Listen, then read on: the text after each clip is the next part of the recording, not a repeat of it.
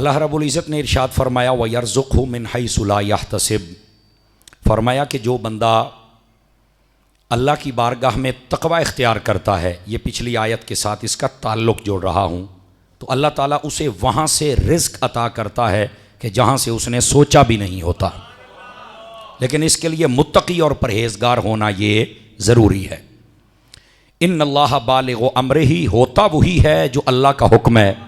बंदा जो मर्ज़ी करे उसकी ख्वाहिश कभी पूरी हो सकती नहीं जब तक अल्लाह रब्बुल इज़्ज़त का हुक्म और अम्र और उसकी इजाज़त ना हो जाए। और उसके बाद फरमाया क़द जअलल्लाहु लिकुल्लि शैइन क़दरा, फरमाया अल्लाह ने हर चीज़ को एक अंदाज़े के मुताबिक, यानी जहाँ उसको रखना था अल्लाह ने उसको वहीं रखा है, बिल्कुल सही।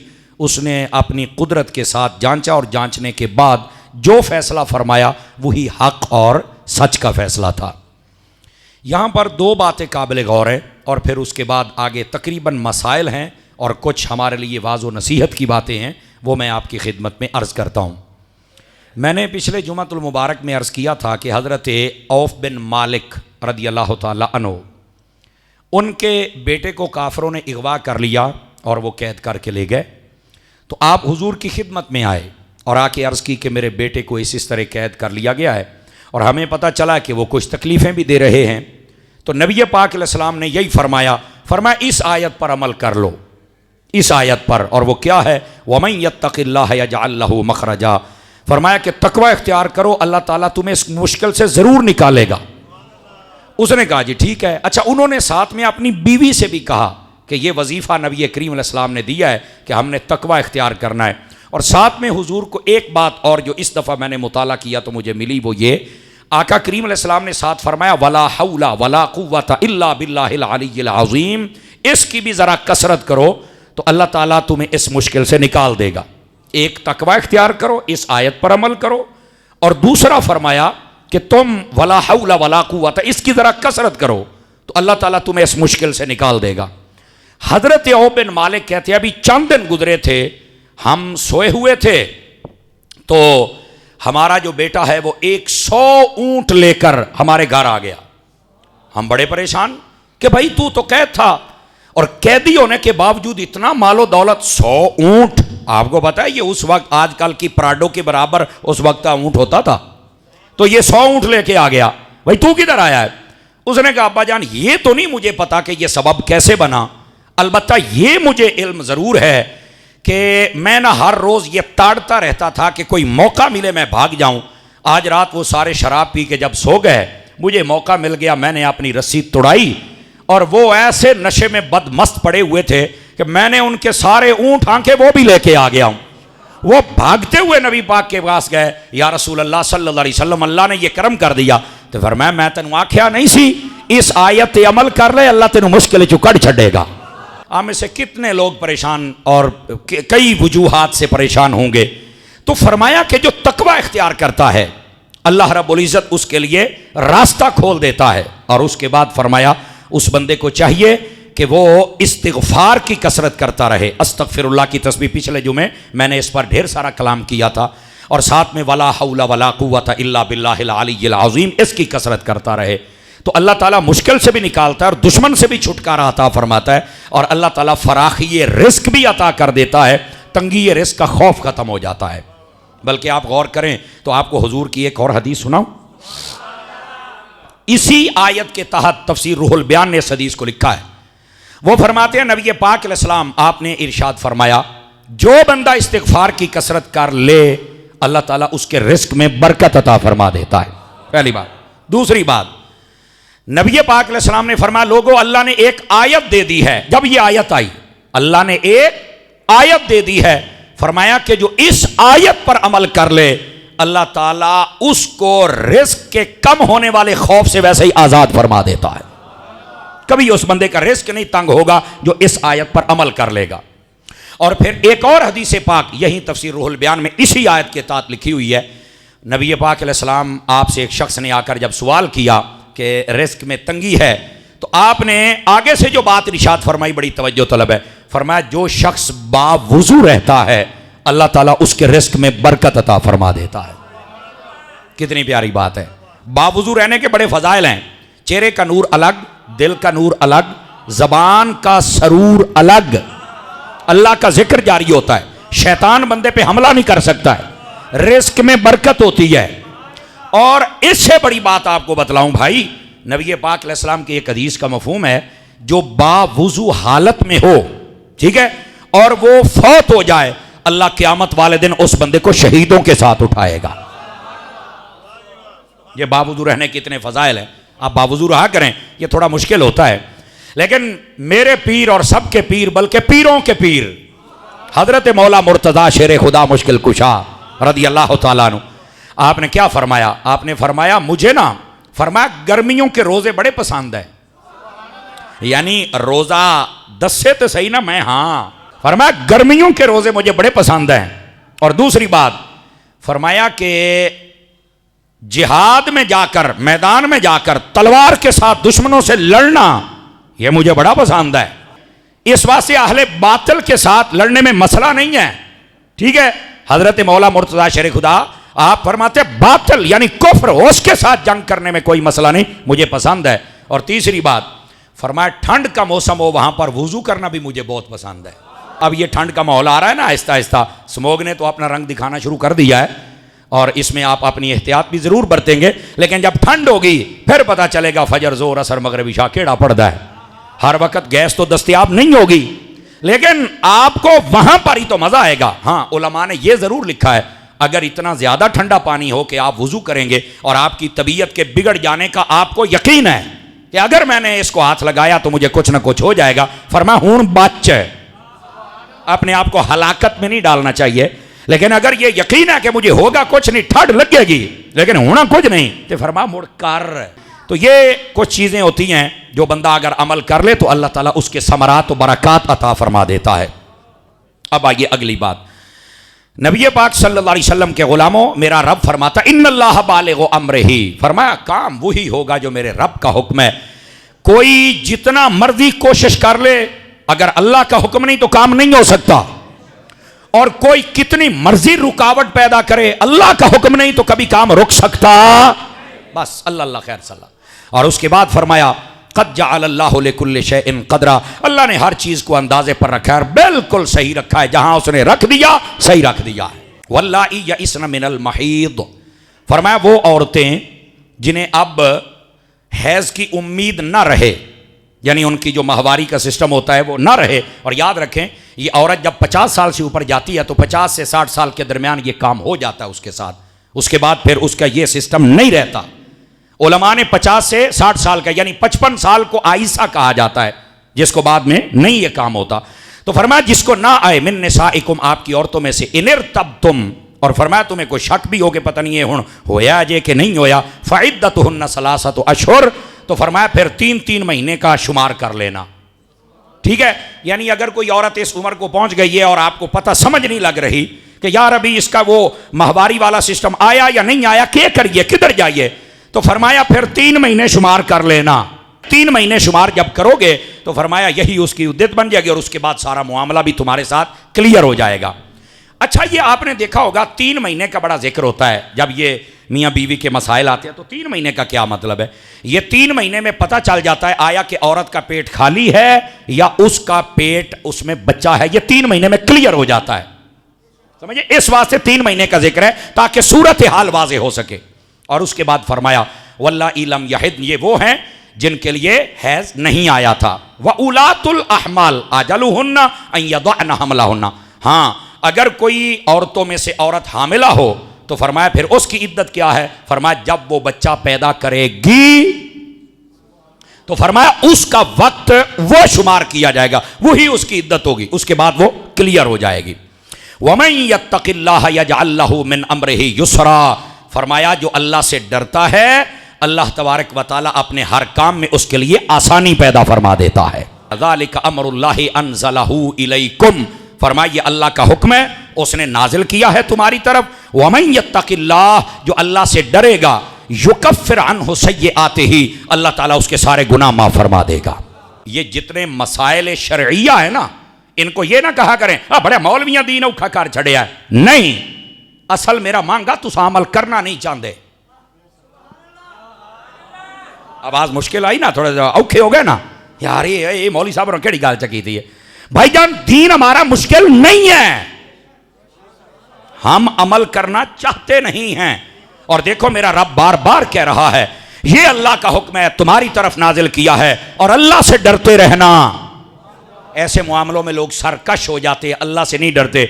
और फरमाया अगर तुम मेरे अहकाम की पासदारी करोगे युकफ्फिर अन्हु सय्यआतिही, फरमाया हम आपके सारे गुनाहों को मुआफ फरमा देंगे। अल्लाह ताला की फर्मा बरदारी और इताअत गुजारी ये इतना बड़ा अमल है कि अल्लाह सारे गुनाह माफ कर देता है। और सही सिर्फ यहां बात नहीं रखी, फरमाया वयुअज़िम लहू अजरा, और अल्लाह ताला उस बंदे को फिर बहुत बड़ा अजर भी अता फरमा देता है। इस बंदे ने शरई जितने मसाइल हैं उन पर अपनी ख्वाहिश के मुताबिक अमल नहीं किया, बल्कि हमारे फरमान के मुताबिक अमल फरमाया है। इसके बाद क्या फरमाया, अस्किनूहुन्ना मिन हैसु सकनतुम मिन बुयदिकुम, ये पिछले जुमे मैंने इशारा किया था, अब वो मसला कुरान में आ गया। फरमाया जब तुम किसी औरत को तलाक दे चुको, और मैंने वजूहात बताई थी कि तलाक आप दे क्यों सकते हैं, बताई थी ना पिछले जुमे में। औरत को आप तलाक जब दे सकते हैं जब वो अल्लाह रसूल की बागी हो जाए और शरीयत इस्लामिया की बागी हो जाए, और अपने शोहर की इस हद तक नाफरमान हो जाए कि उसको सारी सहूलियात मुयस्सर हों और उसकी हर बात पूरी की जाए, और फिर भी वो सरकशी करे, तौहीन करे, तो फिर आपको इजाज़त है, वरना इसके अलावा इजाज़त नहीं है। बल्कि नबी पाक अलैहिस्सलाम के पास एक शख्स आया, उसने कहा जी मुझे ना बड़ा गुस्सा है, मैं अपनी औरत को ना तलाक देना चाहता हूँ। नबी पाक ने फरमाया केड़ी गाल ते, और फरमाया फलानी गाल ते मैंने गुस्सा चढ़ गया। तो मेरे आका ने फरमाया कोई गाल ओदी चंगी भी लगती है। उसने कहा जी हाँ मुझे उसकी एक दो आदतें बहुत अच्छी भी लगती हैं। तो फरमाया तू चंगियां नू चेते कर ले, मंदियां नू क्यों चेते की बैठा है, लेकिन इसको तलाक ना दो। ये नबी पाक अलैहिस्सलाम ने इरशाद फरमाया। फरमाया अगर कोई बुरी आदत है जिससे तू परेशान है तो कोई अच्छी भी तो है ना। तो फरमाया कि उस अच्छी आदत को देखते हुए तलाक ना दे। ये तलाक वाले काम से वैसे शरीयत ने मना बहुत ज़्यादा किया है, बहुत ज़्यादा है जायज़, लेकिन इसको नापसंद किया गया है। घर को बसाना चाहिए, और बसता कब है, मैं आपको सही कहता हूं, जब आप शरीयत इस्लामिया पढ़े हुए हैं ना, आपको कोई टेंशन नहीं है।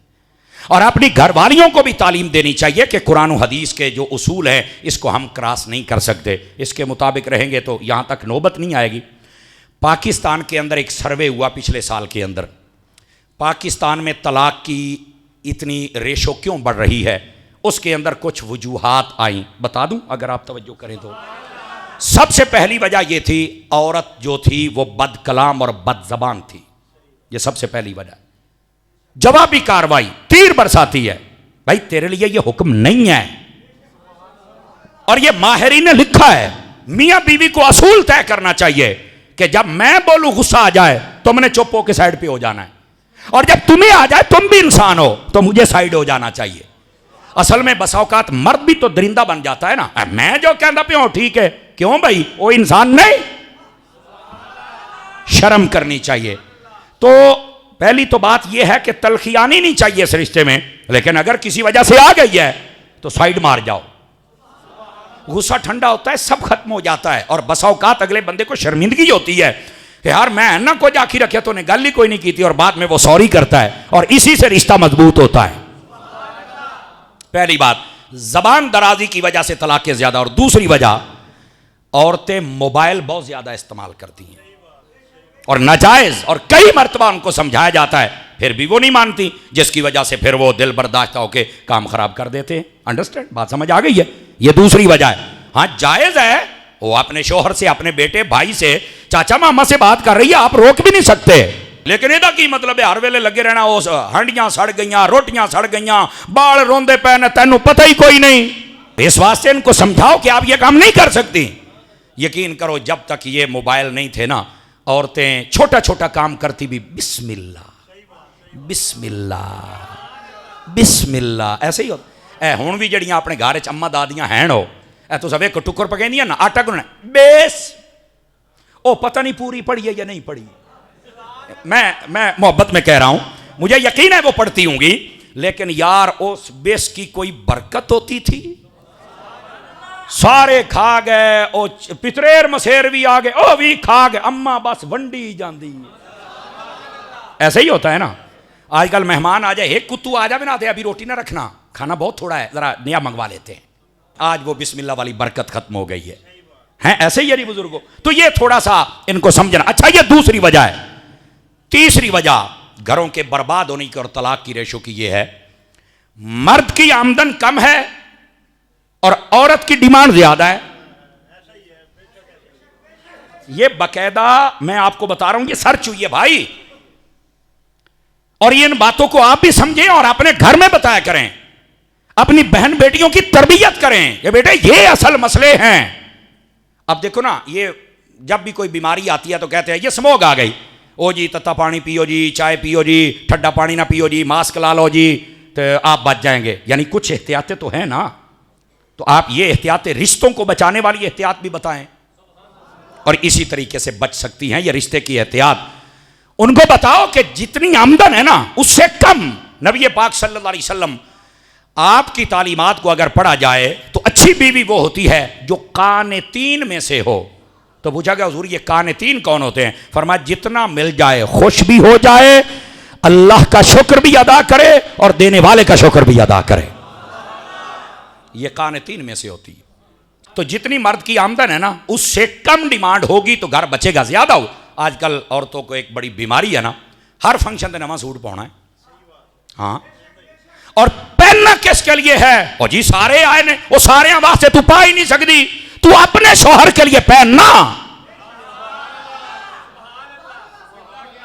अपने लिए पहनना, सवाब इसके लिए है।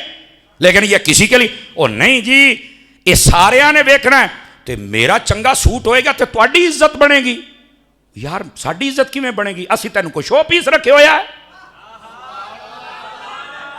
आप तवज्जो नहीं फरमा रहे। ओ भाईजान ये औरतों को समझना चाहिए। बिल्कुल, आई साहब बड़ी खूबसूरत बात कही है। आई साहब ने बड़ा प्यारा लुकमा दिया कि बसा औकात ये भी कहती है ए सूट हुण नहीं पाना, ए मैं पहलू पाया होया, ए उन्हें वेखे होया है। तो मुड़ बीबी ये सूट उन्हें वेख लिया है तो हुणे नहीं होना चाहिए, तो मुड़ तैनू भी तो वेखे होया, कोई नवी ना वटा लईए। अल्लाह के बंदे किड़े पासे टुर पे हो यार। यार ये ना, ये माहौल अच्छा नहीं है। इसकी वजह से घर बड़े बर्बाद हो रहे भाईजान। एक ये कि नया डिमांड से ज्यादा और फिर लोगों वास्ते, और फिर पहले देखे ना ना ना ना, ये नहीं होना चाहिए। हाय हाय हाय, मैंने साबका जुमा में आपको बात सुनाई थी ना सैयदा कायनात की, याद है ना आपको? हाय हाय हाय हाय, नबी पाक ने अपनी लाडली शहजादी से फरमाया अली से कभी सवाल ना करना, कभी ना मांगना। तो जब हजरत अली ने कहा घर में, जब वो जौ खत्म हो गए, तो फरमाया फातिमा मुझसे मांगती तो सही, कसम खुदा की जुमले का लुत्फ लेना। तो आप मुस्कुरा पड़ी, फरमाया अली कैसे मांगूं, मेरे बाप ने मुझे मांगना सिखाया ही नहीं है। हाय हाय, इस वास्ते औरतों को समझना चाहिए ये वो वजूहात हैं जिसकी वजह से घर बर्बाद हो रहे हैं। और इधर देखिए भाईजान, जाहिर सी बात है हम भी आपके मुआशरे में रहते हैं, बस औकात कई घरों में जाना होता है तो वो बेचारे हमें भी कहते हैं कि हमारे ये मसले हैं तो आप हल कर दें। मैं अगरचे इन मसाइल में नहीं पड़ता, हर बंदे की अपनी आदत होती है, और अगर कहीं जाना पड़ जाए तो मैं यूं हाथ बांध लेता हूं, यार अगर तुसी मैनू कोई समझ दियो को मुहब्बत प्यार कर दियो, एडे मान नाल सदिया इन्हें अल्लाह का नाम मनो, पिछलियां ना छेड़िया जे मेरे सामने, इत्थे हल्फन एक दूसरे को माफ करो, अगली मैं तुहानू दसना हुण तुसी की करनी। मेरा तो कम अज कम ए तरीका है कार, क्या पिछलियां जनाब तुसी पहले दुध दे विच मेंगना खतनियां ते मोड़ आखना नहीं कारी साहब हुण ना इहदे विच जाग ला दे ते मोड़ असीं ना इन हुण जमाना है, हुण क्या फायदा यार। पिछलियां ना सुनिया करो, और बीबियां जिन्नी देर तक कर लेना उन्होंने सुकून हुंदा कोई नहीं। लेकिन चंद एक होती हैं जो बड़ी समझदार होती हैं, उनको पता होता है यार ये जो कहा जा रहा है ये बिल्कुल ठीक है, वरना वो सुनता सही, तू सुन से नहीं तो सानू तैनू पता क्या लग सी, ओ भाई मैं सुन भी लिया तो कुछ नहीं होना। इस वास्ते ये गल्लां सारियां, और अक्सर 80% गल्लां ये सारियां हवाई गल्लां होंदियां ने, ऐसे ही है जनाब। तो मेरे अजीज मेरे भाई, ये वजूहात है जिनकी बुनियाद पर घरों को उजाड़ दिया जाता है। तो इन औरतों को समझना चाहिए, और कानतीन की सिफत में आ जाए तो इंशाल्लाह घर बसता रहेगा। और यहां पर यह भी सुन लीजिए, अगर आप चाहते हैं ना कि आपकी घरवाली खुश रहे तो आपका भी हक बनता है भाईजान, आप जहां पर उसके घर में रहने के साथ उसके अच्छे कपड़े का भी इंतजाम करें, अच्छे खाने का भी इंतजाम करें, और वहां पर जो जो वो अच्छा काम करे कम अज कम उसकी तारीफ तो कर दे, जबान तोड़ तो नहीं जानती यार। देखो ना ये बीवी वो होती है बैक वक्त हमारे बच्चों की आया भी है यानी दाई, हमारा लॉन्ड्री भी है यानी कपड़े धोने वाला, हमारा स्वीपर भी है हमारे घर की सफाई कर रहा है, हमारे घर का बावर्ची भी है हमारी रोटियां भी बना रहा है, और हमारे घर का ये वेटर भी है जो मेहमान आ रहा है सबको खाना सर्व कर रही है, और हमारी बीवी हमारी जरूरियात भी पूरी कर रही है। तू फिर आकड़ी जानना है और ठड्डे दुध नू फूका न मार, सियाने आदन ठड्डे दुध नू फूका न मार, ऐसे नहीं करना चाहिए। क्या हो जाता है अगर आप उसकी तारीफ कर दें कि यार आज खाना अच्छा पका है, आज बड़ा मजा आया, क्या हो जाता है अगर कह दे यार कपड़ा बहुत सोहना है।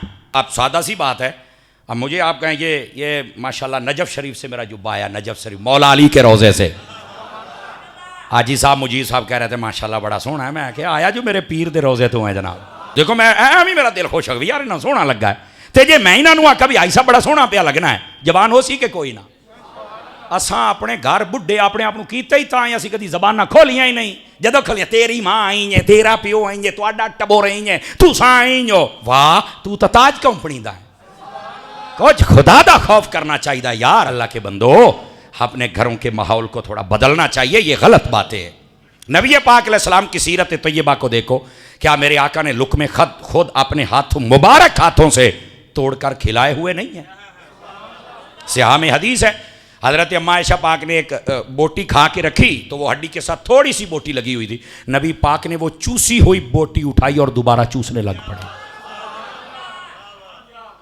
ये सिहा में, आप किताबुल आदाब व ताम पढ़ के देखें, क्या नबी पाक सल्लल्लाहु अलैहि वसल्लम आप जब हज़रत अम्मा खतीजा फौत हो गई थी तो क्या नबी पाक हर कुर्बानी वाले दिन उनको याद नहीं करते थे? आपकी आंखों से आंसू आ जाते थे, आज तुसी अपनी सबाने नू याद करके रोलना रन मुरीद। ऐसा माहौल आ गया है, अगर आप गलत कर रहे हैं ना बिल्कुल ठीक है चलन दो, कोई नहीं बोलेगा। अगर आप सही काम करेंगे ना सही शरीयत के मुताबिक, लोग आपके मुखालिफ हो जाएंगे। क्या ड्रामे वाला दौर आ गया, मेरी समझ से बात बाला तारा यार। आप गलत काम कर रहे हैं छूट जाएंगे, आप झूठ बोल रहे हैं छूट जाएंगे, लोग भी एतमाद करेंगे।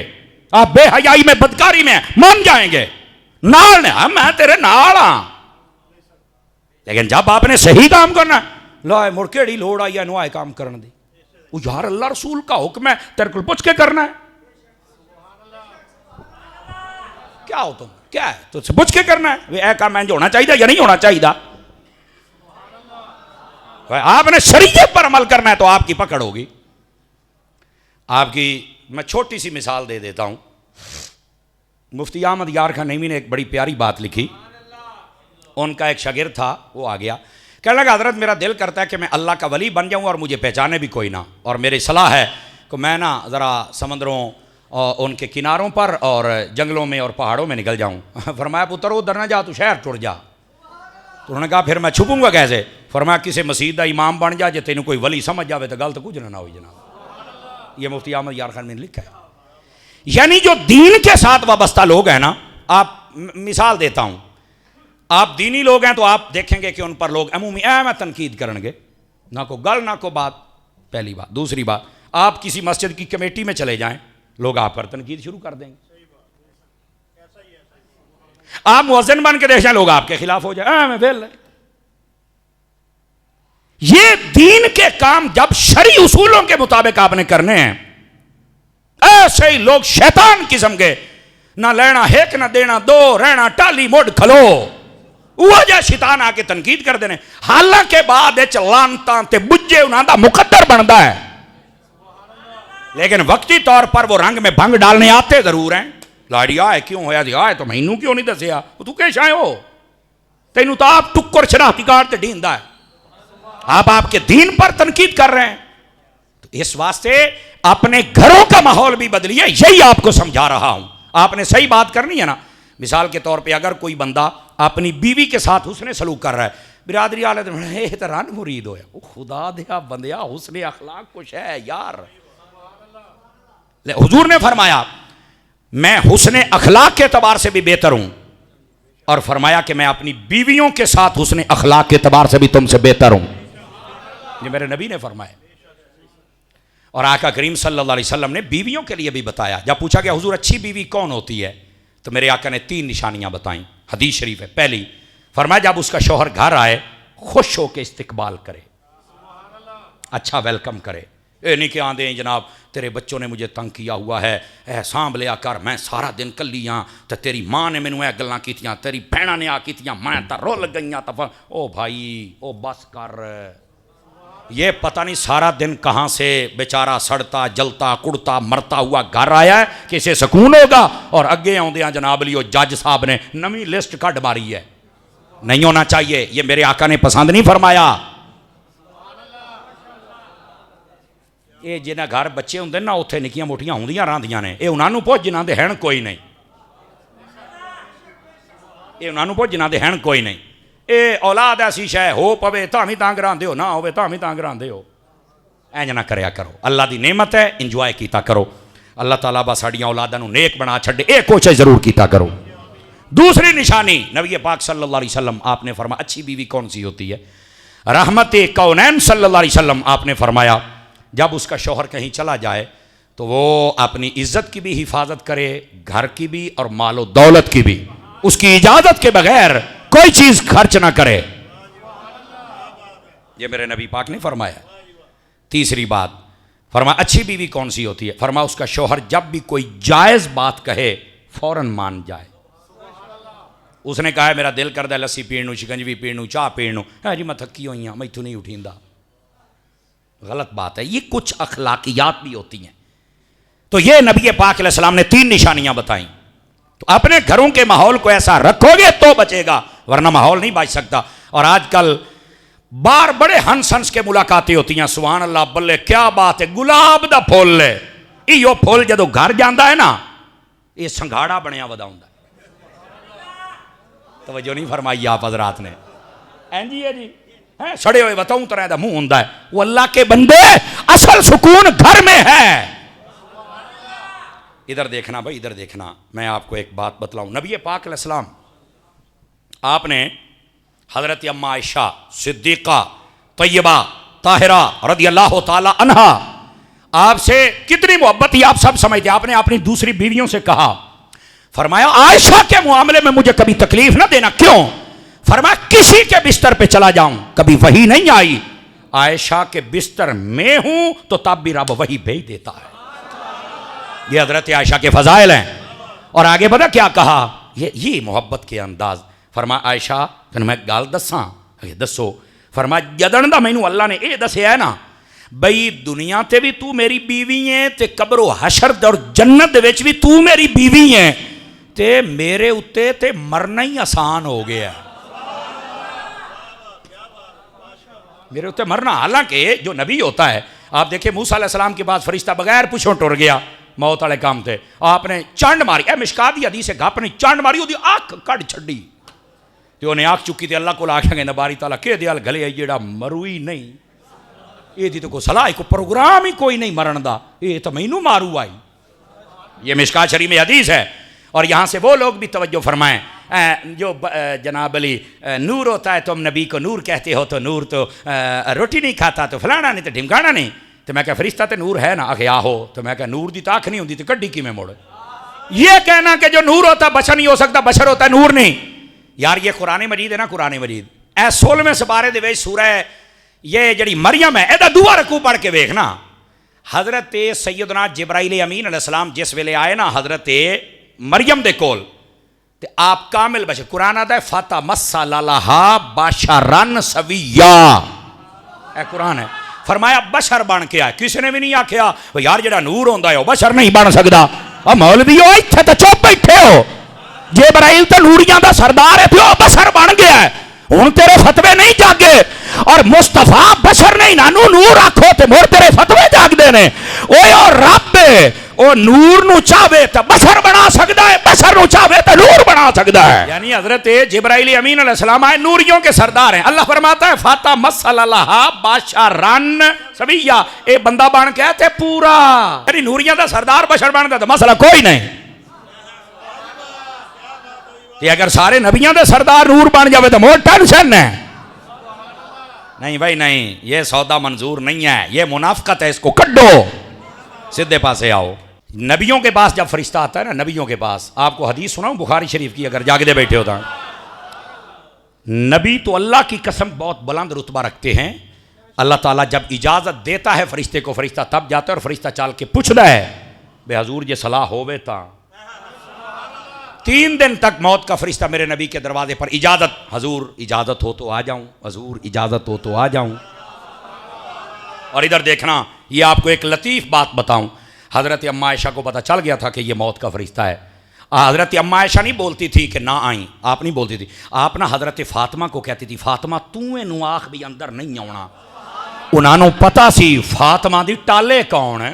हाय हाय हाय, ये हजूर की बेटी हैं यार, क्या रुतबा है आपका, सुभान अल्लाह।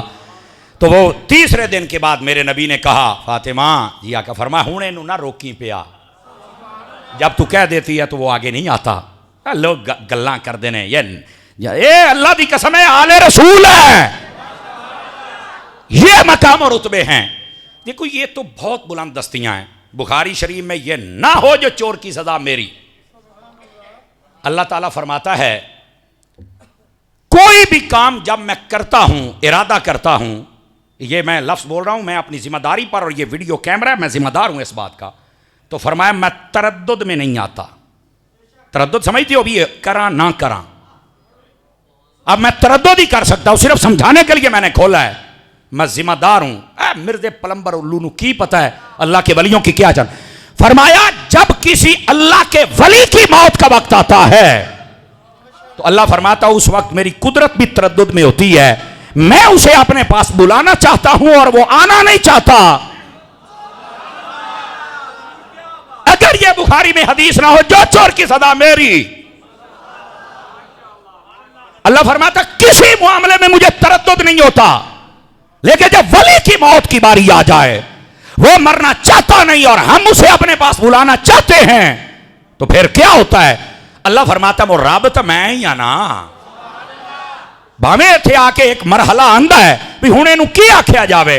फरमाया उस वक्त अल्लाह ताला उन फरिश्तों से कहता है जरा जन्नत के पर्दे उठाओ, मेरी रहमत के जलवों के पर्दे उठाओ और इसे दीदार करवाओ। जब वो उनको देखता है तो वो कहता है ये किसके लिए हैं। तो फिर फरिश्ता कहता है जो अभी मौत का जाम पिएगा ये उसके लिए हैं। तो फिर वो वली कहता है यार लेट क्यों कीती खलोता है, जल्दी करना यार। यार नबी वली ते अल्लाह दी कसम बहुत बुलंद रुतबा है।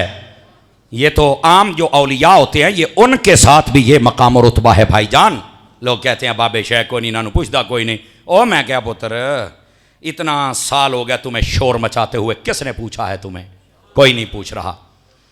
तो बात चली थी अपने घर के माहौल से, और इस घर के माहौल पर यह पूरी कुरान की एक सूरह पाक है, लड़ाइयाँ झगड़े फितने फसाद तलखियाँ।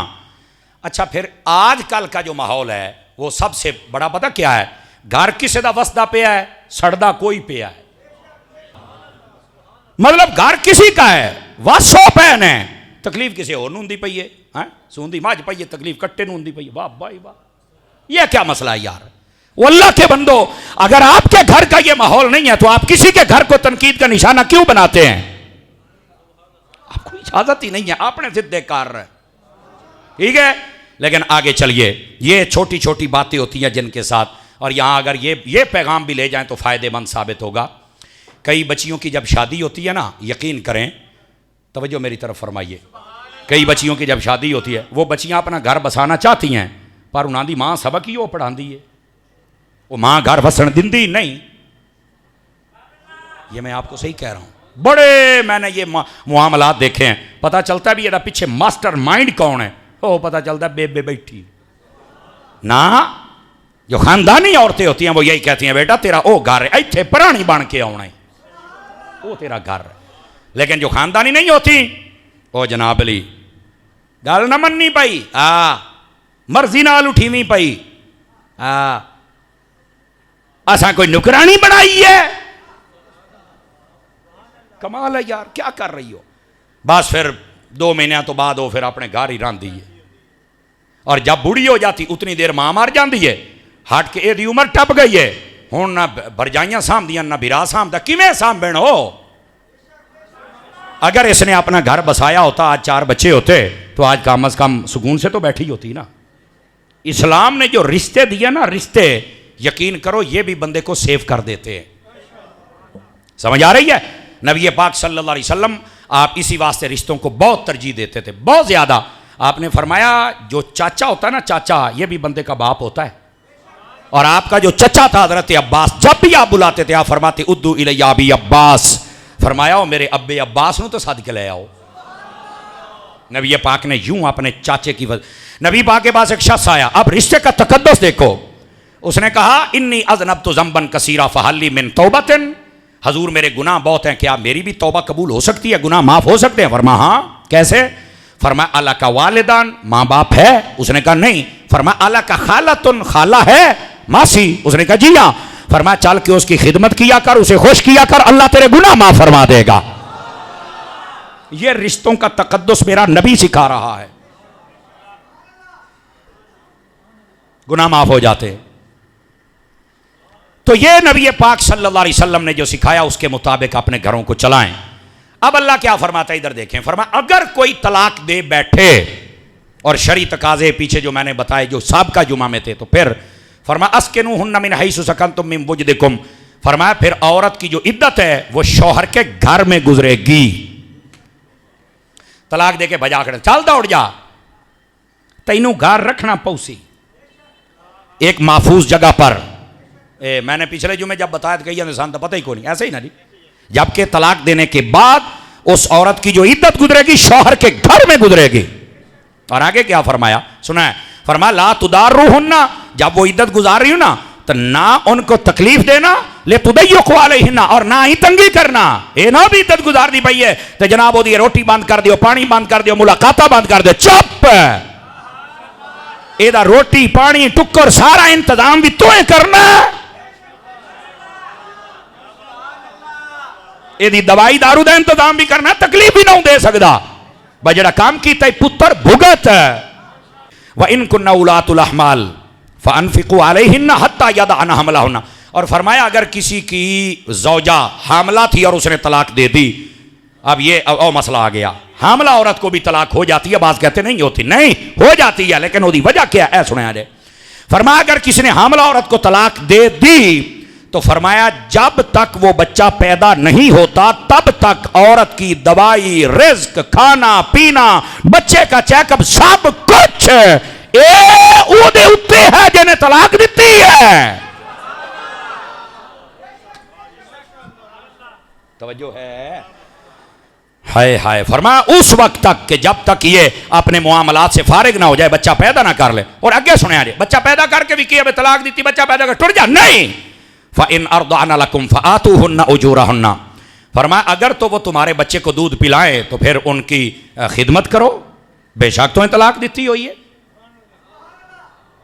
ढिले पाए गए। अब इस खिदमत का क्या मतलब है? इस खिदमत का मतलब ये नहीं कि मैं तलाक दे देती है ते पुत्र मेरा है।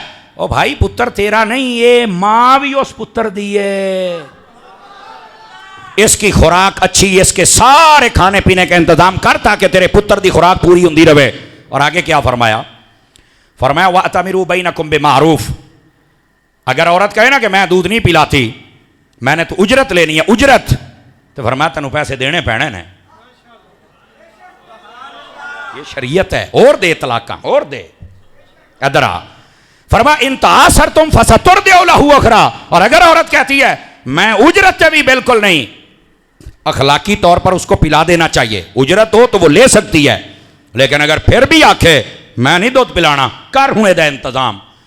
अल्लाह कहता है फसतुर दे लहू उखरा, तुझे नई औरत लानी पड़ेगी, पैसे लगाने पड़ेंगे जो इस बच्चे को दूध पिलाएगी।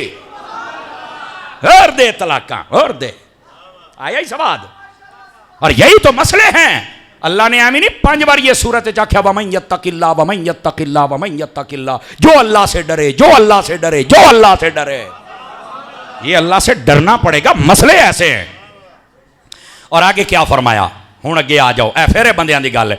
फरमाया लियुनफिक ज़ू साअतम मिन साअतिही, फरमाया अल्लाह ने जिसको दिया है और अच्छा मालो दौलत है, तो फरमाया जी और आप खांदा हुआ जो उन्होंने भी खवावे होना। ये नहीं कि खुद मुर्ग मुसल्लम और दरदारा। शरीयत है ना, अल्लाह दी कसम है, शरीयत दे बड़े कमाल ने, खुदा दी कसम बड़े कमाल ने। अदलो इंसाफ, यकीन फरमाओ। और आगे क्या फरमाया, वमन क़ुदिर अलैहि रिज़्क़ुहु फलयुनफ़िक़ मिम्मा आताहुल्लाह, और जिसके पास मालो दौलत ज्यादा नहीं तो फरमाया जैसा वो खुद खाता है वैसा उनको खिलाए। हाँ हाँ, फरमाया अगर अमीर तरीन है तो अमीरों वाला खाना खिलाए, और अगर गरीब है तो जी और आप खांदा हुआ जो उन्होंने चा खवाए।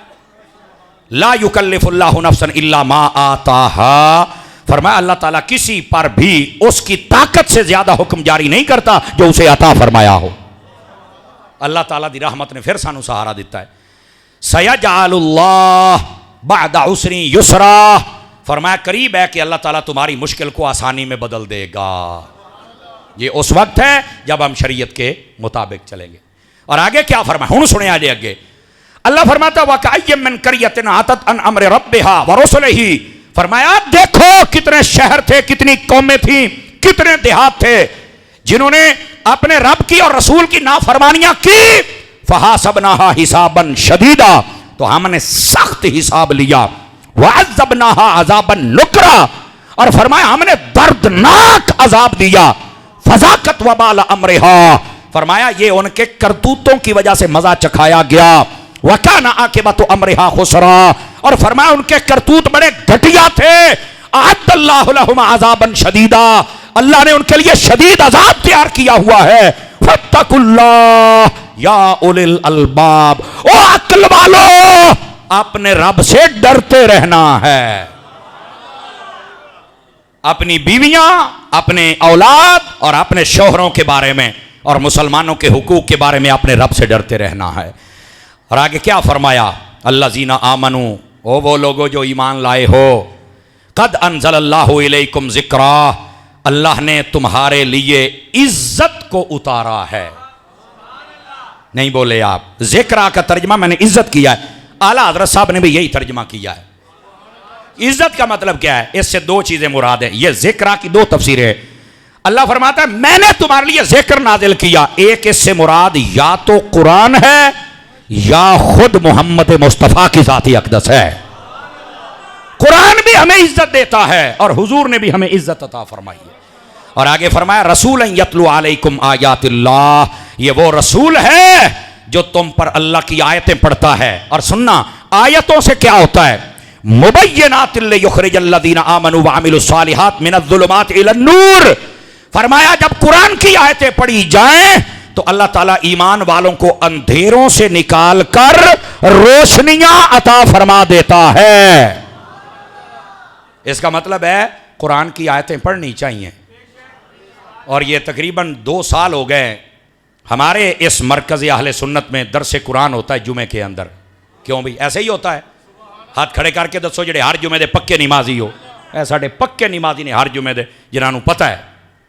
गिरामी कदर हजरात, और इसके बाद आगे क्या फरमाया, फरमाया वमन युमिन बिल्लाहि व यअमल सालिहा युदखिलहु जन्नातिन तजरी मिन तहतिहल अनहार खालिदीन फीहा अबदा, जो अल्लाह पर ईमान लाता है और नेक आमाल करता है अल्लाह उसे जन्नत में दाखिल फरमाएगा जिसके नीचे नहरें बहती हैं, और ऐसा जन्नत में जाएगा फिर हम बाहर नहीं निकालेंगे। नेक आमाल करने होंगे। और आगे क्या फरमाया, कद अहसनल्लाहु लहू रिज़्क़ा, अल्लाह ने तुम्हारे लिए बड़ा अच्छा रिज़्क़ का इंतजाम किया हुआ है। यानी इसके दो मतलब है, दुनिया में अमल जब कर लोगे तो दुनिया में भी अल्लाह अच्छा रिज़्क़ अता फरमाएगा, और जब मर के कब्र अशर में जाओगे तो अल्लाह वहां भी अपनी रहमत के साथ अच्छा रिज़्क़ अता फरमा देगा। और आगे क्या फरमाया, अल्लाहुल्लज़ी खलक़ सबअ समावात, फरमाया अल्लाह वो है जितने 7 आसमानों को पैदा किया। आसमान 7 हैं। वमन फिल अर्द मिसलहुन्ना, फरमाया इसी तरह 7 जमीनें पैदा की। यतनज़्ज़लुल अम्रु बैनहुन्ना, फरमाया इनके दरमियान अल्लाह ने अपने हुक्म को नाजिल फरमाया। 7 आसमान उत्ते ने, 7 जमीना थल्ले ने, विचाले चापा हैं। ए विचाले चाहे आपा, ते फरमाया जेडे विचाले वाले हो ना, तुहाडे वास्ते कुरान आया है, ए तुहाडे वास्ते रसूल आया है। समझ आ रही है? अब आगे चलिए, ये अहकाम की बात है, वरना रसूल सब के लिए आया है। कोई आसमानों वाले हैं या जमीनों वाले हैं, मेरा रसूल सब की तरफ आया, लेकिन अहकाम पर अमल हमने करना है। और उसके बाद फरमा लितअलमू अन्नल्लाह अला कुल्लि शैइन कदीर, ताकि तुम जान लो कि अल्लाह ताला सब कुछ कर सकता है। हाँ सब कुछ कर सक, 7 ज़मीना 7 आसमान, बगैर सतूना तो बगैर पिलर तो बगैर सरिये तो खलारे होए ने, वो कर सकता है, वो अल्लाह है, तो जो है ना। और उसके बाद वह अन्नल्लाह कद अहाता बिकुल्लि शैइन इल्मा, अल्लाह का इल्म हर चीज़ को मुहीत है, अल्लाह का इल्म हर चीज़ को मुहीत है भाईजान। और ये बिल्कुल अल्लाह का जो इल्म है इसको मानना पड़ेगा कि वो हर चीज़ को मुहीत है।